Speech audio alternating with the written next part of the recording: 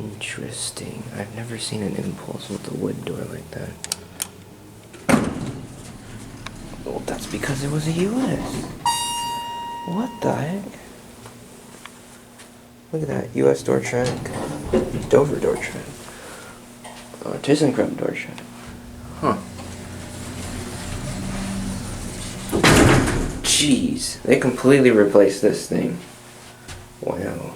This is 1020 15th Street, Modesto.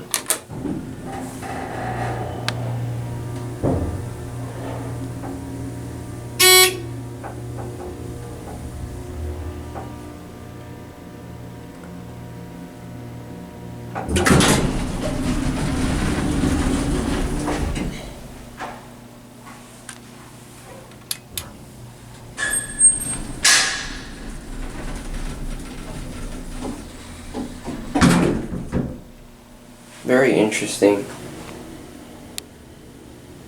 Even the cab just totally replaced. They rebuilt the whole thing, but they kept the hoistway doors. That is interesting. Look at that, it even still has the GAL.